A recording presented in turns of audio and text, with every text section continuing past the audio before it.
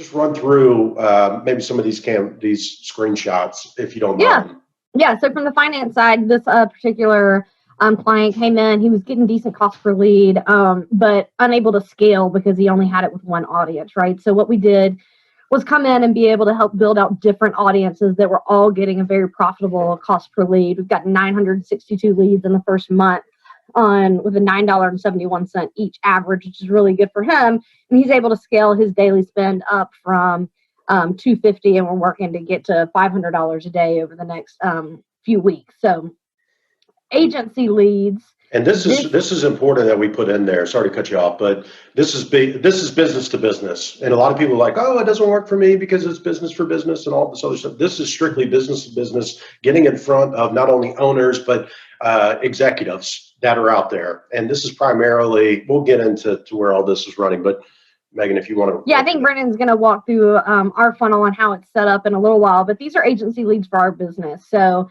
we're getting scheduled booked phone calls with business owners, people interested in our model of business for $9.16 each. It's actually, interestingly enough, and I should have pulled this stat separately when we were looking at it, but even now during, when we're all quarantined and these uncertain times, that's actually gone down to about $7.50 to $8 a lead in this past month. So, and then for a destination, this is half and half, right? Like this is sorry.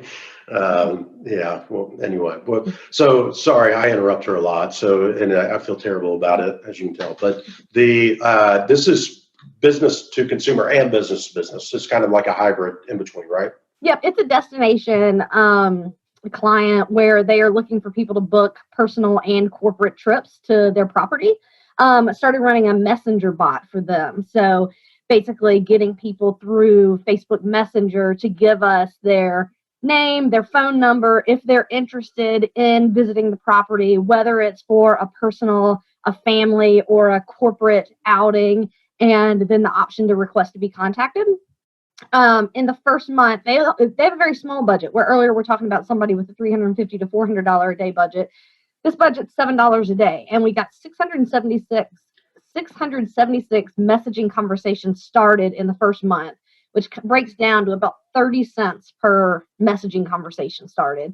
And 250 plus of those gave us their full name, their phone number, exactly what kind of trip they wanted, and asked for somebody to call them and contact them. And they've booked already in deposits, I think in that first month, $6,000 in deposits and about $30,000 plus worth of business.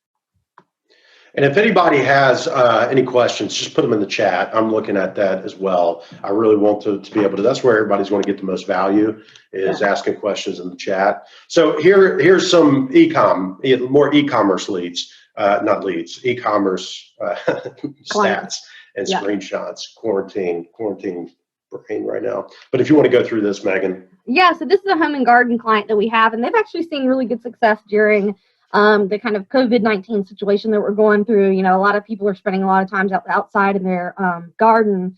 But in the first 30 days, we took over mid-March and increased their sales by 127% in the first 30 days, over a 6 times return on Facebook ad spend. This was actually taken back in March. So last month, we're at about a 13 times return on their ad spend so far this month, and a crazy about 30 times return on Google. It's been a fun ride with them, but they do a really good job of producing a lot of video content, getting a lot of good stuff out there. Here's their Google ads. So in March, spent $1,100 to make over $17,000 in Google ads. And this is a combination of branded keywords and non-branded keywords. So yep. Oh, that's a good point too. I forget this was in there. A lot of people forget about the importance of email campaigns and automated email flows. And we typically like to see about 20 to 25% of your overall revenue coming in from email campaigns. So you can see here, the revenue for this one was 22% for that month. So $18,000 in revenue from email campaigns and email flows. A lot of these are set up as automated flows via abandoned cart or a welcome series or maybe a birthday campaign. I think he was trying to move me along. But the importance of getting kind of email campaigns and automated series is important. Okay. Apparel. This is another space we're in a good bit. So a client we brought on in, I think it was November of last year, averaged about 0.95 return from January 2019 through October of 2019 before bringing us on. So they were about breaking even, determined to kind of keep this going. They're brick and mortar, but we're opening up the online side. Took a couple of months of optimizing, but now we're seeing consistent 3 to 4 times return. So this is the past 30 days. They got a 3.9 times return. And that's a game changer in their business when you go from breaking even to be able to turn $1 into $4. This is the same one showing year-over-year comparison of their e-commerce results. So growing conversion rates by 200%, revenue by 263%. So big numbers by changing how they're performing online. And this is in a natural health and wellness product. This is a fun one, just to show an actual email from client to our team, which was really nice to get. Thanks for everything. Many messages arriving, promising the world. I did a bit of numbers.